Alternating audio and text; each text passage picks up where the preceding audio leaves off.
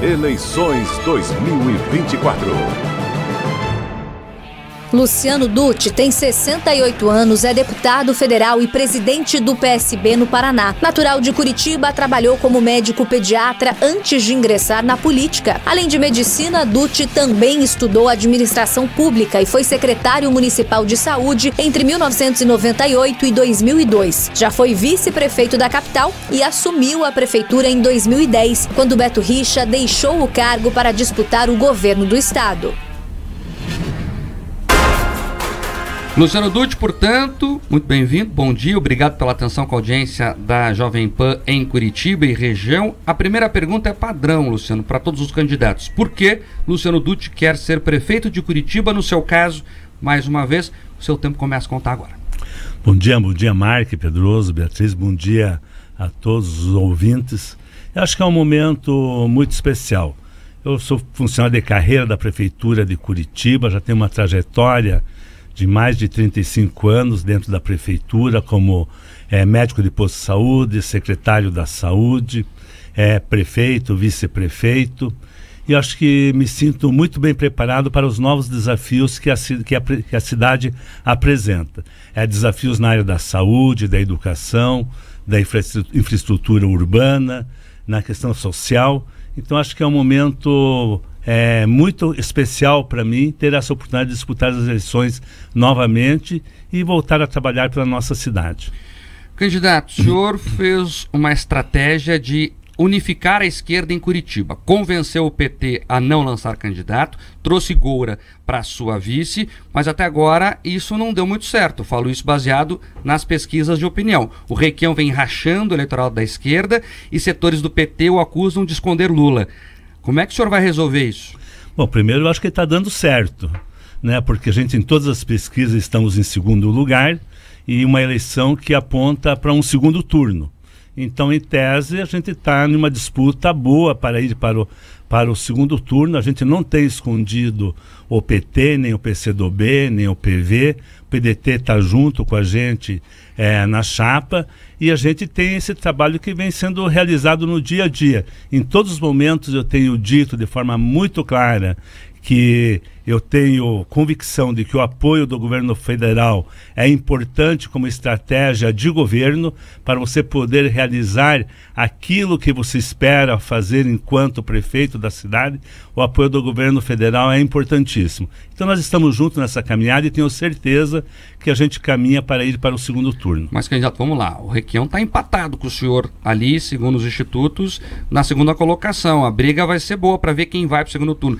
E para complementar e ficar claro, o senhor vai trazer o Lula para Curitiba? Vai caminhar com ele na Rua 15? Olha, primeira coisa, acho que está empatado tecnicamente, eu, o Ney e o Requião. Tem que ser bem claro, isso não tem porque esconder isso, e o Eduardo Pimentel está na frente nas pesquisas nesse momento. Trazer o Lula ou não trazer o Lula não depende de mim, depende da agenda do presidente. Se ele vier em Curitiba, ele vai ser super bem-vindo e vamos caminhar juntos, sim. Candidato, o senhor, né, agora apresenta a sua candidatura num espectro muito diferente daquele que o senhor fez a sua gestão. Naquele momento, o senhor vinha de um grupo ligado ao PSDB, que hoje está muito mais próximo à atual gestão da prefeitura, que o senhor já chegou a apoiar, inclusive. O que a gente pode esperar dessa mudança, né, desse cavalo de pau ideológico, talvez, que a gente está percebendo? O senhor está hoje com o grupo que lhe sucedeu, que inclusive fez críticas pesadas à sua gestão, alguns ataques pessoais. O próprio seu vice esteve na gestão do Gustavo Frutti. O que as pessoas podem esperar de uma prefeitura do Luciano Dutti, agora com um grupo muito mais à esquerda, de uma gestão que foi mal avaliada, que eu falo do Gustavo Frutti, que também não foi para o segundo turno? Olha, pode esperar o mesmo Luciano Dutti, uma pessoa que é técnico, uma pessoa que vem dos quadros da prefeitura, uma pessoa que conhece bastante a prefeitura e tem mais experiência do que tinha em 2012. Acho que os 3 mandatos de deputado federal me deram um conhecimento muito grande de Brasília, de onde buscar recursos para executar projetos e propostas na nossa cidade. Acho que essa experiência de 3 mandatos de deputado federal fortalece muito a nossa candidatura, a nossa visão, as nossas perspectivas para a nossa cidade. Luciano Dutti, candidato à Prefeitura de Curitiba pelo PSB, participando da nossa entrevista de sabatina aqui no Jornal da Manhã Paraná. Candidato, ainda falando sobre esse cenário das pesquisas eleitorais, da mesma forma como o senhor em alguns cenários ali aparece no segundo colocado nas intenções de voto dos eleitores, também aparece como o segundo mais rejeitado.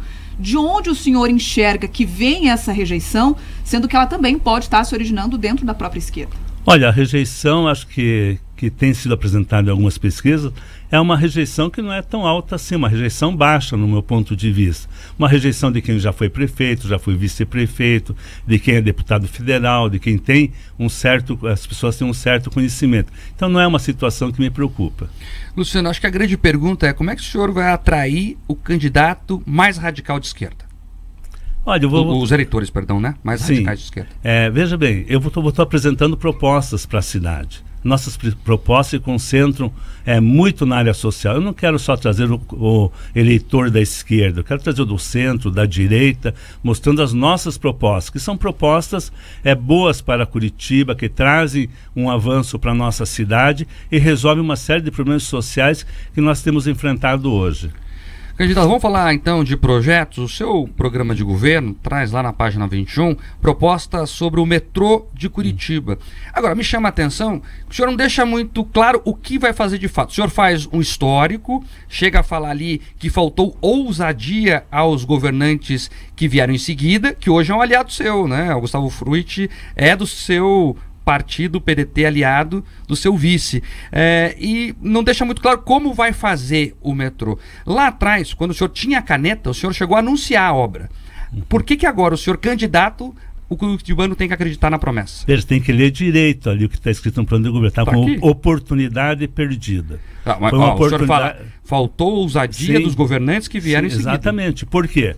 Que é o Gustavo Frutti que é seu aliado hoje. Não é meu aliado, o Gustavo Frutti a gente não é aliado. Mas ele é do PDT. É o PDT, o partido é aliado. Tem pessoas que estão em partido que nem sempre são teus aliados. Perfeito. Quando em 2012 nós tivemos a oportunidade de fazer o metrô, sim. Tinha dinheiro e o projeto estava pronto. Fizemos audiências públicas. Até o final no mês de abril, fizemos a última audiência pública em 2012. Não conseguimos licitar o metrô porque faltaram 2 documentos, autorização para licitação e componente nacional e não nacional. Daí veio o processo de eleição, daí você não poderia mais fazer a licitação. Quem me sucedeu, infelizmente, não tocou um projeto que tinha dinheiro para ser executado. E nós perdemos a oportunidade que Belo Horizonte não perdeu, que Porto Alegre não perdeu, que Salvador não perdeu e que deu andamento aos seus projetos. E nós ficamos parados. Chegar agora em 2024... eu não coloquei no projeto que eu vou fazer no metrô, não coloquei no meu plano de governo. Tomei esse cuidado para não virar uma lenda urbana. Agora, se eu for prefeito, eu vou pegar o projeto do metrô, sim, vou enfiar debaixo do braço, vou para Brasília e vou tentar tirar no PAC Mobilidade os recursos para fazer o metrô. Se vai dar certo, se não vai dar certo, não sei. Mas acho que tem que ter ousadia e coragem para poder pegar o projeto e levar ele adiante. Porque não dá para ficar imaginando Curitiba daqui 40 anos sem metrô. Curitiba, você se deslocando para Tamandaré, Itaperuçu, Rio Branco, Pinhais, Piraquara, São José, Fazenda Rio Grande, enfim, pela metropolitana toda, indo de ônibus. Eu não consigo imaginar isso. Daqui 40 anos as pessoas se deslocando de ônibus ainda em Curitiba. Candidato, outro tema que aparece tanto no seu plano de governo quanto nos programas de governo com muita intensidade, a sua trajetória também muito conectada a ela, é a questão da saúde. A consultoria Oportuna Conselho divulgou um relatório recentemente relacionado às emendas parlamentares dos candidatos ou vice, de quanto eles transferiram para Curitiba. Eu estou aqui com o dado que nos anos da pandemia 2020 e 2021, o senhor esteve abaixo dos outros candidatos. Em 2020, o senhor mandou para Curitiba, ano da pandemia, R$260 mil de transferência direta ali, do Fundo Nacional de Saúde, e 2021, R$159.900. Todos os outros transferiram na casa dos milhões de reais. Naquele momento, não era importante destinar suas emendas para a saúde de Curitiba ou as prioridades eram outras? Olha, para dizer a verdade, assim, eu sou deputado federal, eu atendo mais de 100 municípios. E a gente faz uma distribuição por todos os municípios do nosso estado. Tem municípios que sofrem muito mais dificuldades até do que a nossa cidade. Então eu tenho feito isso de forma muito sistemática, distribuição de recursos de emendas impositivas entre os municípios do qual eu atuo. Agora, esses valores devem estar colocados, você está falando, né, mas eu não tenho certeza se eles condizem exatamente com as emendas, só as emendas impositivas ou as emendas de uma forma em geral. São as emendas individuais. E o que fica claro é que a sua destinação de emendas para a saúde de Curitiba sobem a partir do momento que o calendário eleitoral vai se aproximando. Tem alguma conexão eleitoral a distribuição dessas emendas? Porque o senhor continua representando os mesmos 100 municípios. Sim, é que assim, nesse período, o valor de emenda que nós tínhamos era menor do que o valor de emendas que nós temos agora. E eu procurei ajudar os municípios do estado do Paraná de uma forma geral, que sou deputado federal do Paraná, não só de Curitiba. Candidato, dentro da segurança pública também tem vários pontos aqui que podem ser levantados em torno de uma proposta que seria a contratação da Polícia Municipal, né? O senhor chega a citar lá a possibilidade de 2.500 agentes de segurança pública que teriam equipamentos nas fardas. Gostaria de ter a opinião do senhor exatamente sobre isso, sobre esse monitoramento da atividade na segurança pública e também sobre os custos, porque hoje a gente vê, por exemplo, no governo do estado, o custo de 300 câmeras que estão sendo distribuídas aí em diferentes cidades que girem mais de R$1 milhão por mês. Como que a Prefeitura de Curitiba conseguiria absorver essa demanda de equipamentos para 2.500 policiais municipais e também sobre essa vigilância que existe por parte da segurança pública? Como que o senhor enxerga isso? Olha, na questão das câmeras de monitoramento, as câmeras corporais, há uma divergência de valores entre o que o Estado pratica, o que o município pratica e o que outros estados praticam. Então até tem que ver por que existe essa diferença de valores. A Polícia Municipal Comunitária que nós estamos propondo, ela vem de encontro ao Sistema Único de Segurança Pública, que já está aprovado desde 2018, já tem parecer do Supremo Tribunal Federal dizendo que as guardas municipais compõem o Sistema Único de Segurança Pública e já tem municípios de grande porte implantando as polícias municipais, como é o caso de Belo Horizonte. Então dizem, né, que é pegadinha, que é uma proposta que não tem sentido. Não, mas Belo Horizonte já tem cidade que tem polícia municipal e Belo Horizonte, que é uma cidade do porte de Curitiba, uma capital, já está implantando a sua polícia municipal. 2.500 policiais municipais ainda não atendem na plenitude a demanda da nossa cidade. Quando deixei a prefeitura, nós tínhamos 1.740 guardas municipais. Hoje nós temos 1.400. Se você quiser realmente ampliar a segurança na nossa cidade, dar mais segurança para a nossa população, você vai ter que ampliar o efetivo. E a grande demanda da cidade hoje é por segurança.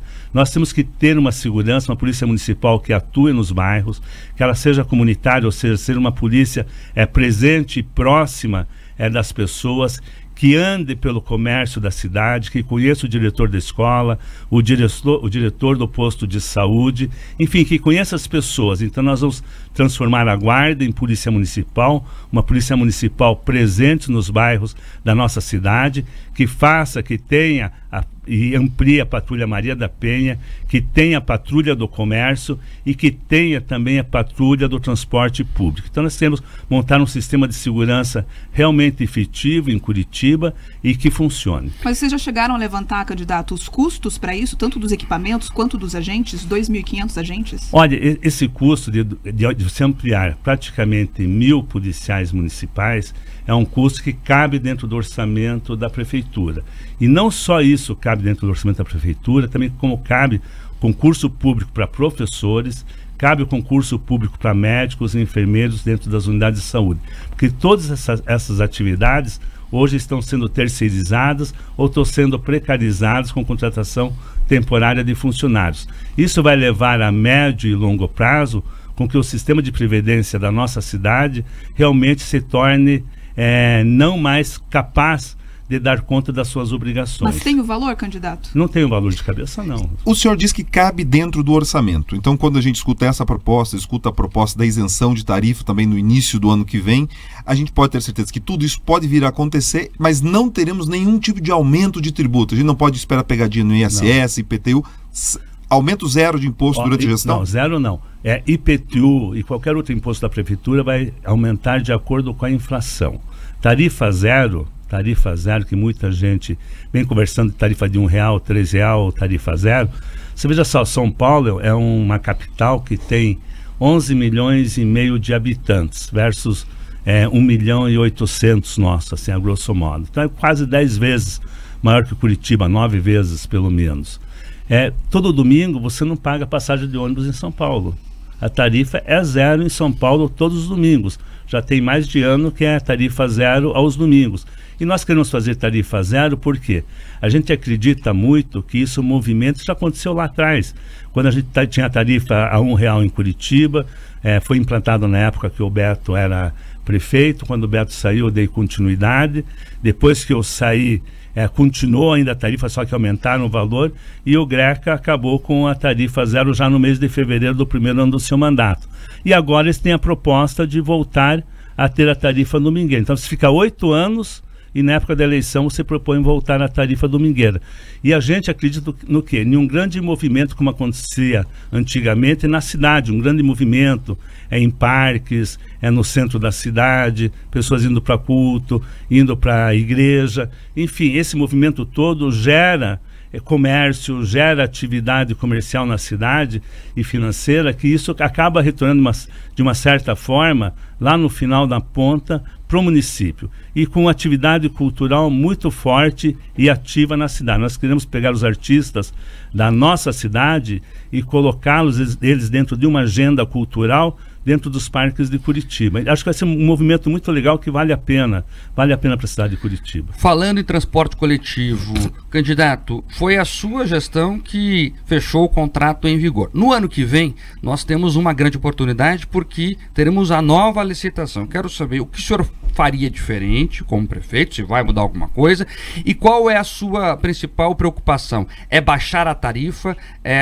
Colocar novas linhas em operação? Enfim, como é que o senhor pensa esse sistema de transporte coletivo a partir de 2025?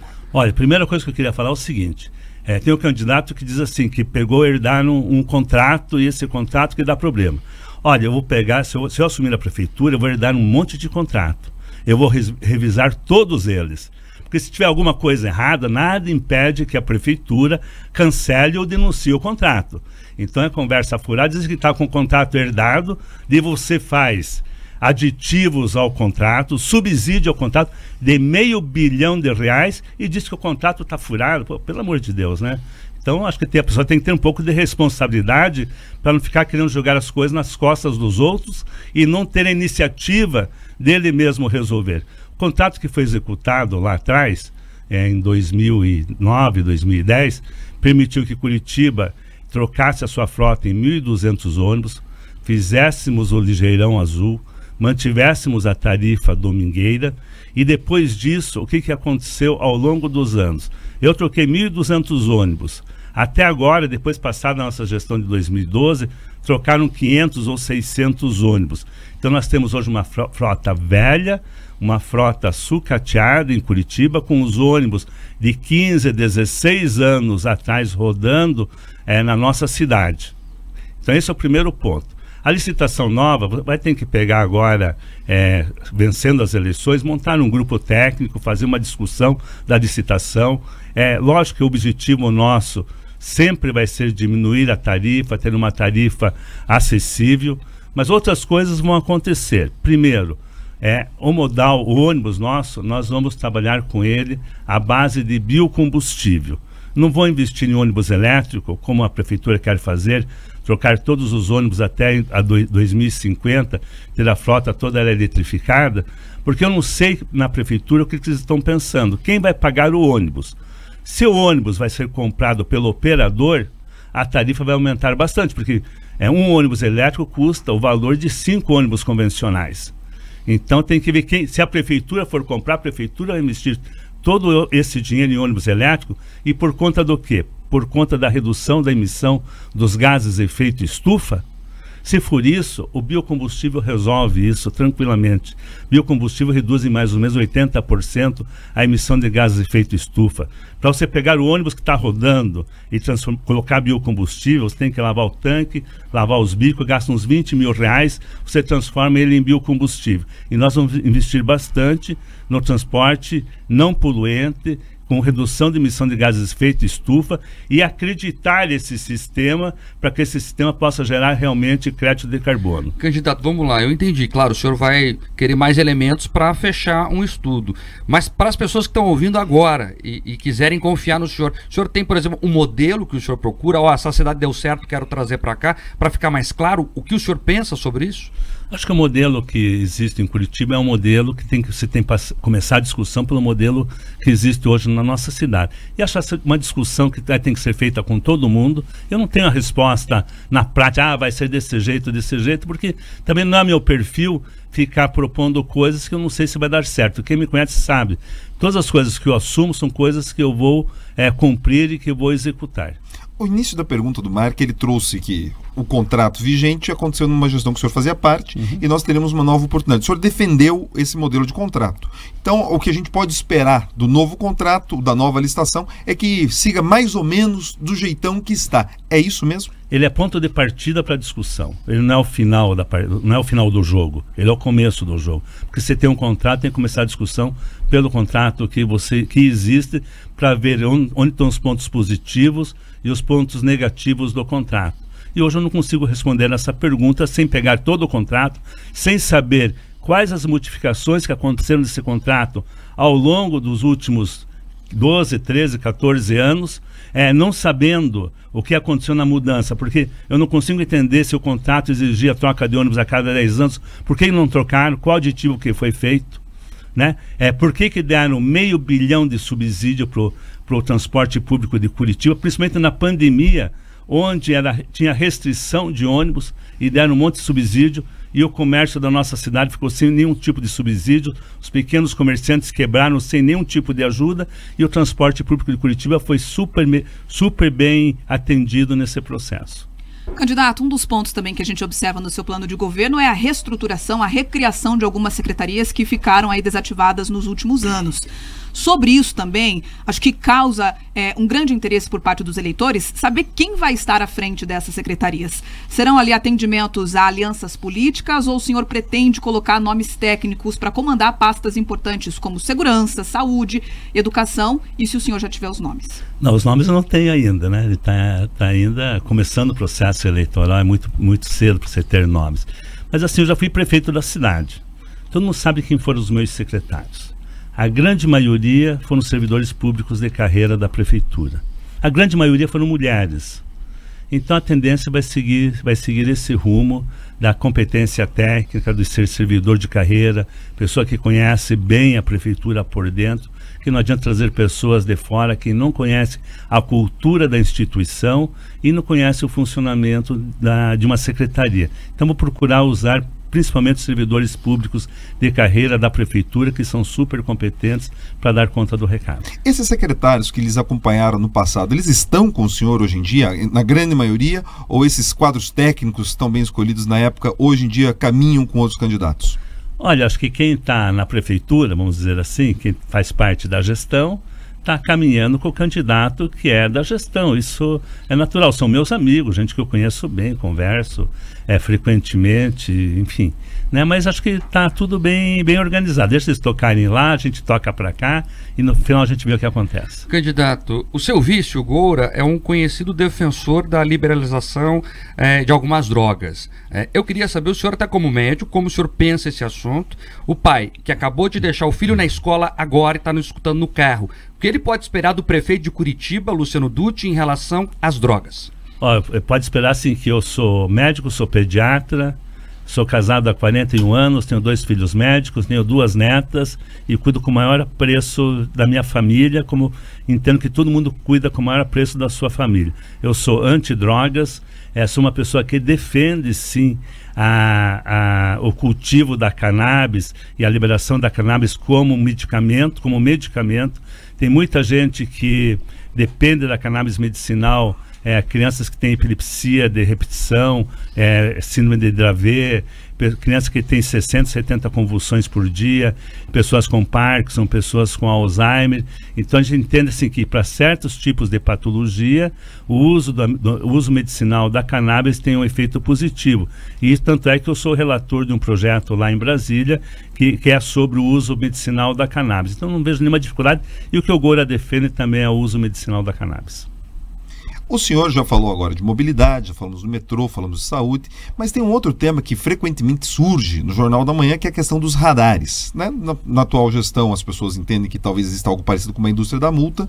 O senhor, quando for enfrentar esse problema, e eu pergunto isso de maneira muito direta, se vai ter um processo de identificação mais intenso, se tudo isso vai acontecer, já que o tema dos radares também na sua gestão teve uma pequena crise ali no final relacionado a isso. Qual vai ser a sua atitude em relação aos contratos e também à identificação? Olha, Pedroso, 3 coisas. Primeira vai ser igual aconteceu na nossa gestão anterior, quando era vice-prefeito.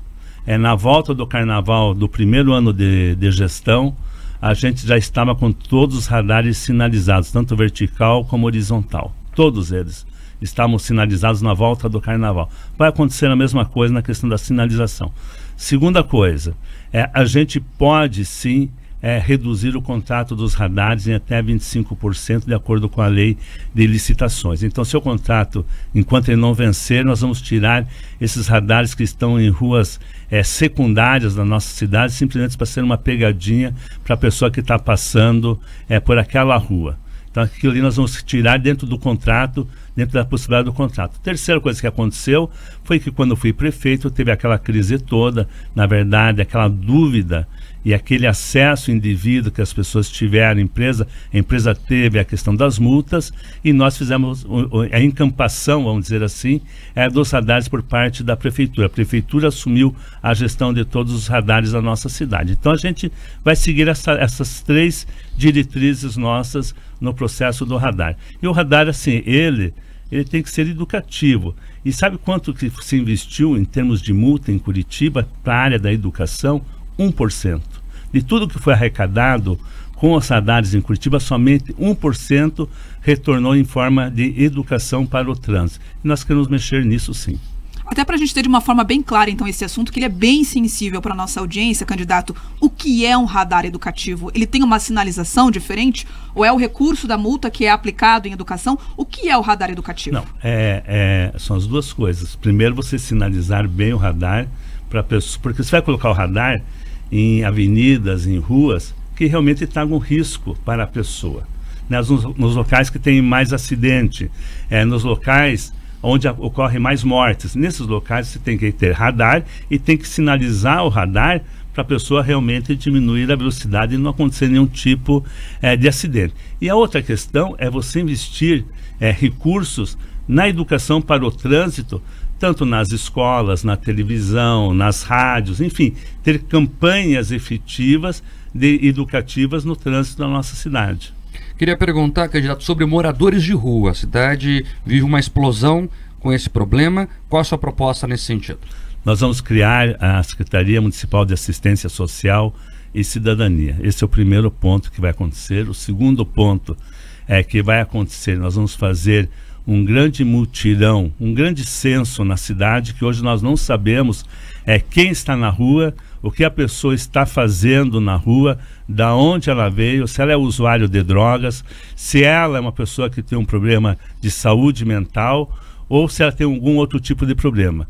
Fazer uma parceria com as entidades sociais, com as ONGs, com as igrejas católicas, evangélicas, e buscar dentro desse sistema todo, dar oportunidade para que as pessoas possam ou seguir um tratamento, ou ter um emprego, ou se a pessoa está na rua por conta, simplesmente porque não tem aonde morar. Tem muita gente que está com família debaixo de marquise, debaixo de viadutos, enfim, buscar dar oportunidade para que essas pessoas possam sair dessa situação que elas estão. E eu acho que isso é possível você fazer um grande trabalho, mas há necessidade de você fazer um reforço na área da assistência social para que você possa ter realmente esse trabalho. E trabalhar também com a saúde e com a polícia municipal. Internação compulsória, sua opinião?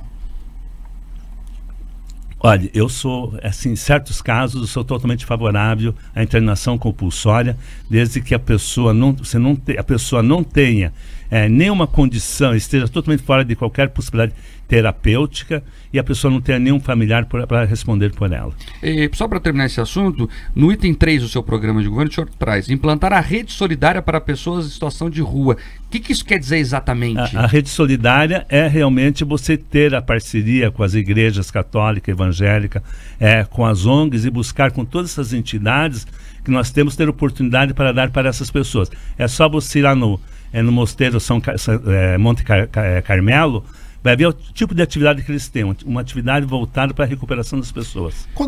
Perdão, estamos terminando a entrevista, o senhor tem mais 1 minuto para falar com os curitibanos. Bom, gente, eu queria primeiro agradecer a oportunidade de estar aqui, de ser o primeiro que vem nessa rodada agora aqui, né, dizer assim que a gente está muito animado, estamos trabalhando bastante, temos um projeto bom para o estado de Curitiba, um projeto que envolve muito a área social da nossa cidade. Eu entendo que a cidade pode avançar muito pela sua área social, principalmente na saúde, precisamos ter grandes avanços com a construção do Hospital da Mulher, o Hospital de Pronto-Socorro municipal para a área de urgência e emergência, a contratação de novos agentes comunitários e novos profissionais da saúde, como na educação, a questão da vaga em creche. Nós vamos colocar o novo Mãe Curitibana, que vai dar essa possibilidade de vínculo da gestante com a creche, avançar na área da habitação com a Secretaria de Habitação e Regularização Fundiária, para que a gente possa ter uma secretaria que realmente corra atrás de poder fazer mais por moradia na nossa cidade. Enfim, eu espero poder contar com o apoio de todos e todas para que no dia 6 de outubro votem no 40. Obrigado,